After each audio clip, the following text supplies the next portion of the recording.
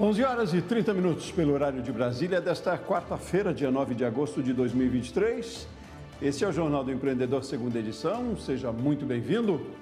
Eu sou Sebastião Garcia e convido você para acompanhar comigo a partir de agora as principais notícias do dia.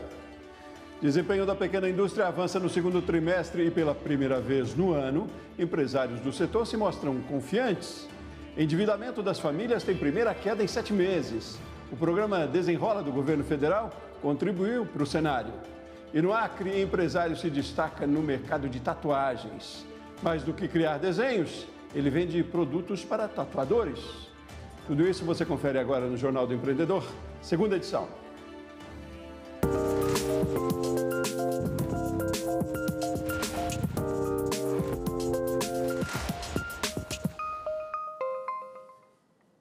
Abrimos o jornal falando de varejo. O volume de vendas do comércio varejista de junho mostrou estabilidade em relação ao mês de maio. E a média móvel trimestral teve recuo de 0,3% no trimestre encerrado em junho. A estabilidade veio depois de 2 quedas consecutivas do setor. Menos 0,7% em maio e menos 0,1% em abril. Os dados são da pesquisa mensal do comércio divulgada hoje pelo IBGE. O volume de endividados no país chegou ao menor nível desde janeiro. O número de famílias que relataram ter dívidas a vencer caiu de 0,4% em julho. Agora, o percentual representa 78,1% das famílias no país. A pesquisa revela melhora no quadro da classe média. Um dos fatores apontados pela CNC é o programa Desenrola, medida do governo federal que propôs a renegociação de dívidas bancárias de pessoas com renda entre R$ 2.000, R$ 2.600 e R$ 20.000. Segundo a economista Isis Ferreira, as famílias de baixa renda têm perspectiva de melhora no segundo semestre.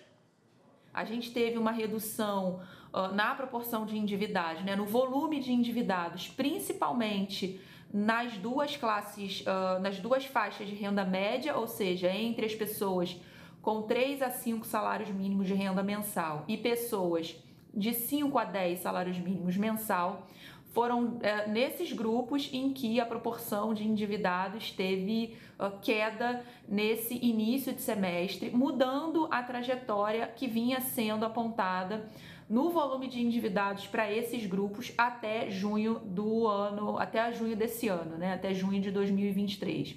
Para as pessoas na faixa de renda de 0 a 3 salários mínimos, a PEIC ainda está mostrando ainda mostrou em julho um ligeiro aumento no volume de endividados, 0,1 pontos percentuais, e também um ligeiro aumento no volume de famílias com dívidas atrasadas.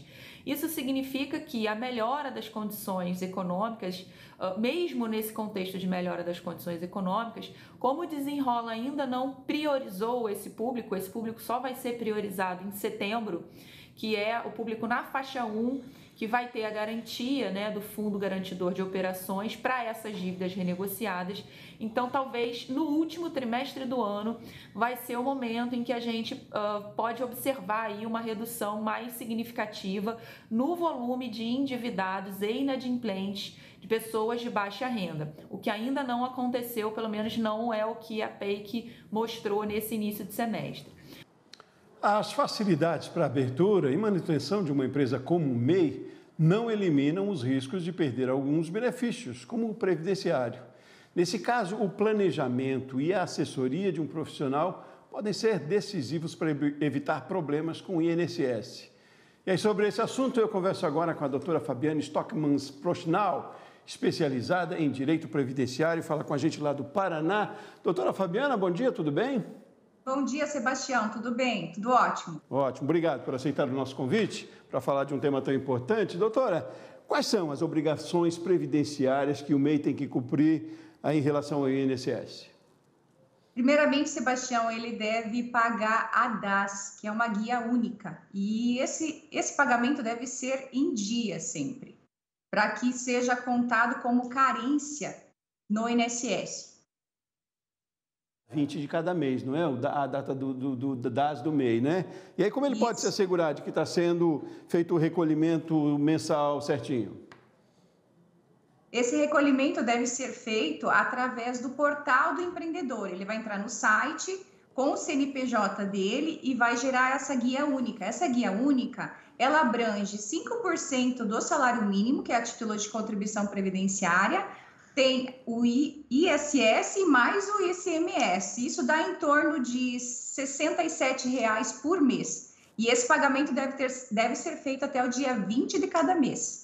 Quais as implicações se não cumprir com essa data e com esse valor?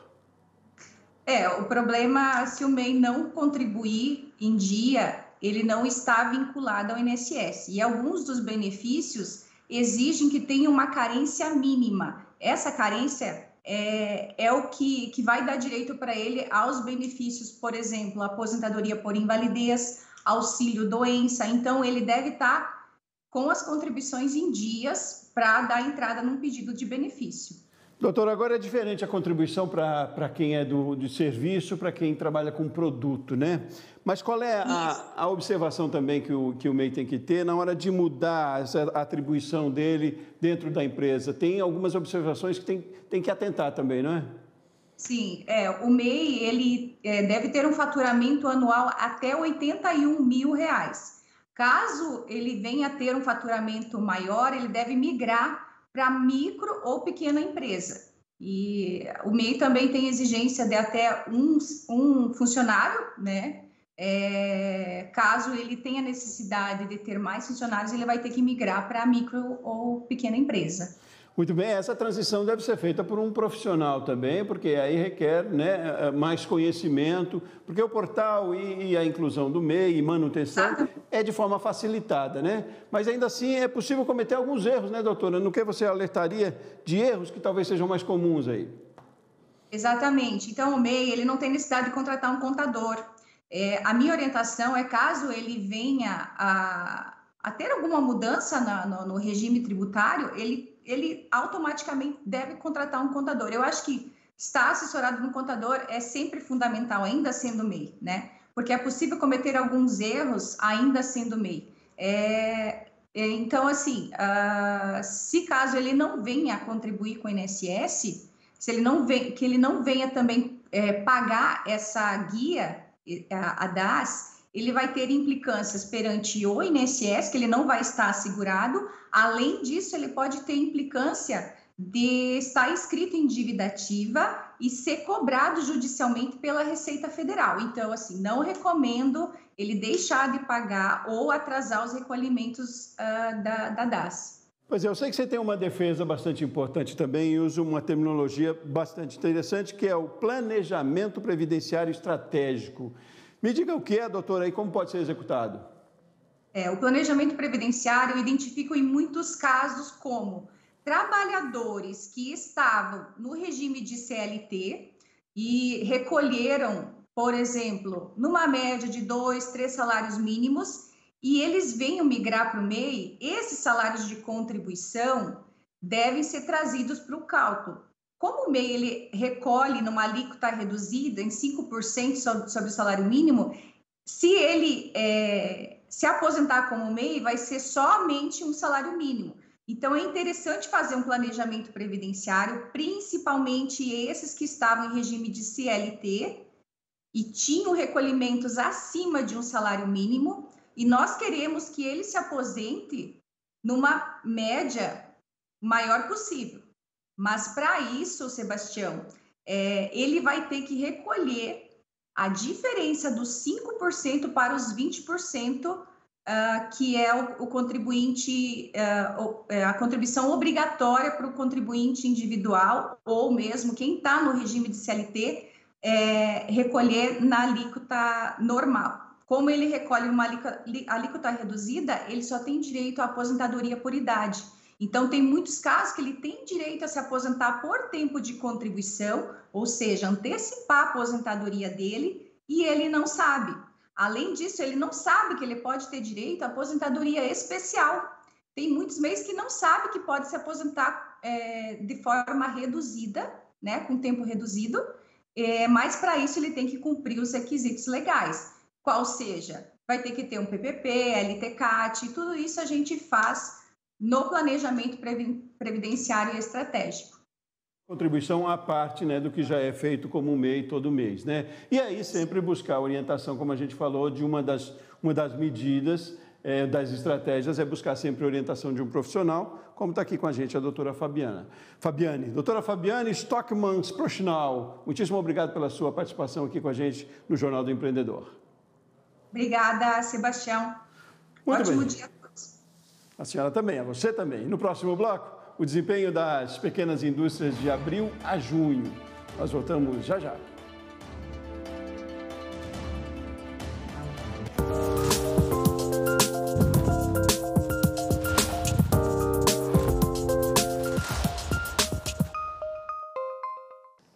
Onze e 43 agora pelo horário de Brasília, e nós seguimos com o Jornal do Empreendedor, segunda edição. Olha, o desempenho da pequena indústria melhorou no segundo trimestre do ano, segundo a Confederação Nacional do Setor. O que fez os empresários de pequeno porte ficarem otimistas pela primeira vez no ano. Veja. A CNI classificou como alentador o desempenho das pequenas indústrias no segundo trimestre. O panorama da pequena indústria mostra que o índice de desempenho dos pequenos ficou em 44,8 pontos, acima da média histórica de 43,8 pontos da pesquisa que é realizada pela Confederação Nacional da Indústria desde 2012. O resultado foi puxado pela situação financeira das empresas, que melhorou no período com o aumento do lucro operacional e o acesso ao crédito. Segundo a economista da CNI, Paula Verlangueiro, esse cenário fez o pequeno industrial ficar otimista pela primeira vez no ano. A confiança estava num patamar abaixo da linha de 50 pontos, que mostra falta de confiança, e pela primeira vez no ano de 2023, agora em julho, esse indicador mostrou alta e ficou acima dessa linha de 50 pontos, mostrando que os empresários estão mais confiantes. As perspectivas também estão mais favoráveis, mostrando que os empresários industriais estão com expectativas melhores para os próximos 6 meses. Uma indústria mais confiante é aquela que tende a contratar mais, tende a investir mais e acredita que o nível de produção para os próximos meses vai se manter num patamar elevado. A pesquisa da CNI mostra ainda que a carga tributária é a principal queixa dos pequenos. Nesta terça-feira, o ministro da Fazenda, Fernando Haddad, entregou um estudo para relator da reforma tributária no Senado, Eduardo Braga, sobre os impactos da aprovação da medida. A projeção mais conservadora do Ministério indica que o novo imposto, que vai substituir outros 5 impostos sobre bens e serviços, pode ter uma alíquota de até 27%. Ela pode ser menor, segundo Haddad, se exceções tributárias aprovadas pela Câmara forem modificadas pelo Senado. O Sebrae São Paulo lançou um programa de qualificação em parceria com a empresa Suzano. O projeto Semente vai promover capacitações, mentorias e acompanhamento no mercado de trabalho para 2.500 empreendedores de 69 municípios paulistas. Com um montante de quase 8 milhões de reais, a expectativa é tirar mais de 850 famílias da linha de pobreza até o final de 2024. Para conhecer o regulamento e a lista dos municípios beneficiados, acesse o site suzano.com.br.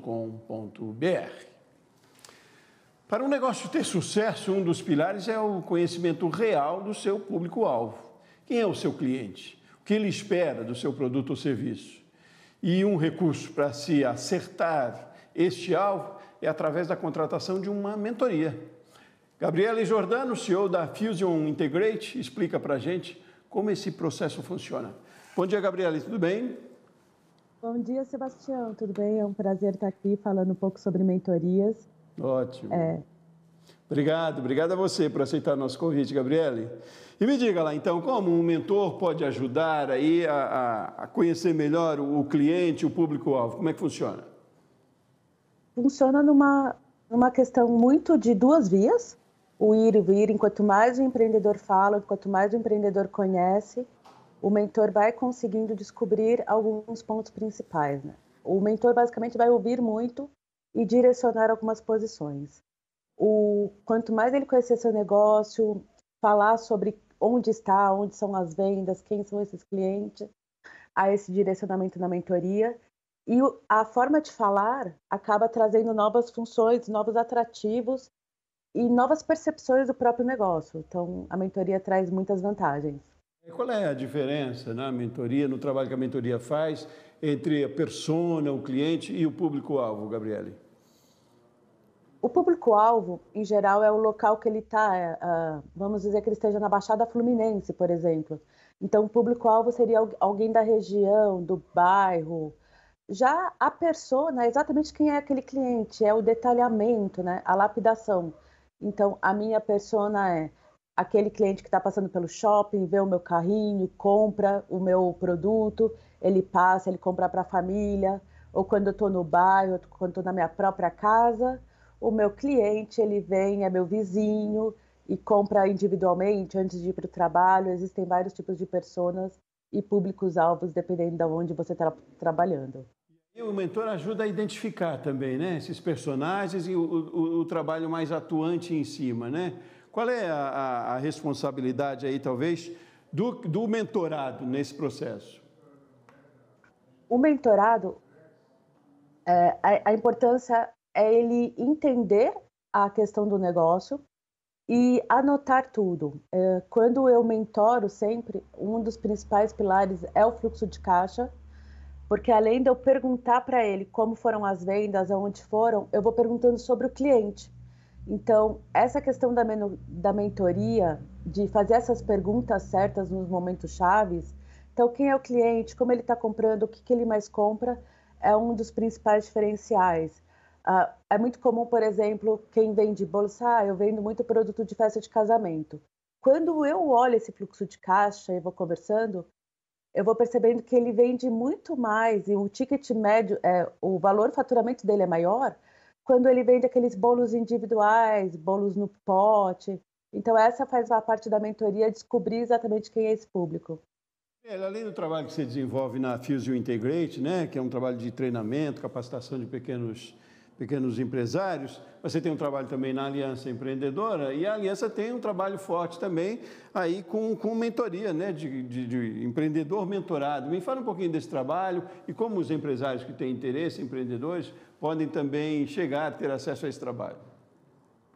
Eu recomendo a todo mundo que está no seu negócio, quer crescer, quer desenvolver, entre na Aliança Empreendedora e no Guru de Negócios, procure, faça seu cadastro, procure uma mentoria de acordo com aquilo que você mais precisa. Então, a gente já falou sobre mentoria aqui, nós já falamos sobre marketing digital. Veja qual é a sua principal necessidade e vá fazendo várias mentorias.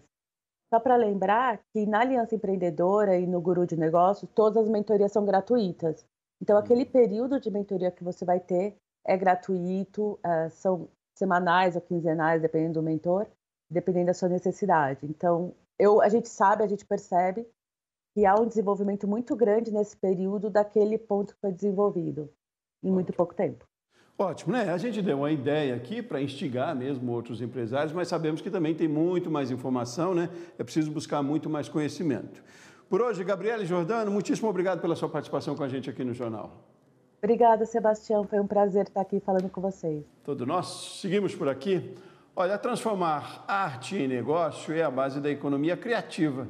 E ela está fazendo sucesso também na Expo Acre, evento que movimenta os negócios em Rio Branco. Confira na reportagem de Márcio Fontenelle. Se tem uma coisa que a gente não pode negar, é que o Marcos tem estilo. Aliás, as tatuagens marcam muito mais que a pele e a personalidade dele. Se tornaram um negócio. Tudo começou em 2020, quando ele percebeu que faltavam cosméticos voltados para a tatuagem. E aí a gente amadureceu, eu convidei uma amiga que é minha sócia atualmente, e aí a gente começou a buscar informações, procurar estudar um pouco mais essa área, né? E aí a gente começou vendendo cosméticos. Os anos passaram e a empresa de Marcos foi crescendo de uma forma que ele nem esperava. Hoje ele tem um estúdio de tatuagem em Rio Branco, no Acre, onde também vende equipamentos para a prática. Atende por mês aproximadamente 40 clientes.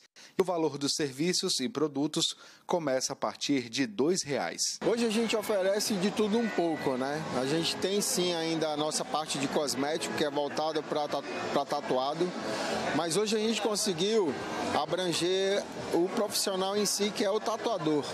Hoje a gente consegue vender de uma borrachazinha elástica para a máquina dele, até mesmo, entendeu, tinta, máquinas mesmo, entendeu, tanto de bobina, rotativa, as ultra modernas pens hoje, que é a sensação do momento, né? Então tudo isso a gente consegue vender hoje, entendeu, na loja da gente. Com destaque no mundo do empreendedorismo, foi convidado para apresentar seus trabalhos em uma das maiores feiras agropecuárias do país, a Expo Acre. Hoje a gente não é mais MEI, mas, entretanto, entendeu, o Sebrae hoje ainda é um parceiro da gente. É tanto que a gente faz eventos lá na estrutura do Sebrae. A gente recebeu um convite de 2 profissionais que foram convidados pelo Sebrae e a gente está aqui, então para a gente é bem bacana. E se estamos falando sobre empresas que apostam no ramo dos desenhos, o grafite também tem um espaço nesse segmento. Dá uma olhada nos trabalhos do José Alberto, mais conhecido como TRZ. No caso dele, o bom negócio surgiu a partir das pinturas das telas. Em 2003 a gente se juntou aí e fundou a TRZ Crew, né? Inicialmente um coletivo só de grafite e começamos a desenvolver diversos trabalhos aí em todo o estado e culminou aí na TRZ Graffiti Shop, que hoje em dia comercializa latas de spray, squeezes, canetas, tudo para quem consome e faz cultura urbana, né? Hoje ele tem um ateliê também em Rio Branco, no Acre, onde vende quadros, spray e roupas feitas por artistas independentes. O ticket médio é de R$ 100 por cliente. Assim como o Marcos, o TRZ também está participando da Expo Acre 2023. Mas a semelhança entre os dois vai além dessa questão e também com relação aos desenhos que eles usam para trabalhar. Eles também participaram do programa Economia Criativa, feita pelo Sebrae. A ideia é ajudar empreendedores como essa dupla a chegarem até o público certo e também adotar métodos de negócios que ajudem a escalonar as empresas. Além de trazer esse espírito empreendedor, ele também traz a ajuda na melhoria da ideia de negócio, desenvolvimento da ideia de negócio. Essa é a missão do Sebrae. E a maioria das pessoas que atuam com a economia criativa, um cantor, uma pessoa que trabalha com artes no geral, ele nem se entende como um profissional, né? Ele faz aquilo muitas vezes por hobby. E é realmente uma profissão, é uma atividade profissional e o Sebrae vem para ajudar a formalizar. O sucesso do projeto está nos resultados das empresas de Marcos e TRZ. O Sebrae foi muito importante, até porque durante 2020 a gente era informal, né? E aí foi quando a coisa foi amadurecendo, a gente foi buscando informações e a gente se tornou MEI. Né? Então, se tornar MEI para a gente foi muito importante porque abriu portas. A gente foi convidado aí pelo Sebrae para estar vindo somar aí na economia criativa por conta do nosso negócio e também pelo comércio que a gente faz das artes. Muito bem, a próxima edição do Jornal do Empreendedor é às 19h30 da noite. Uma ótima tarde para você, ótimos negócios e até mais.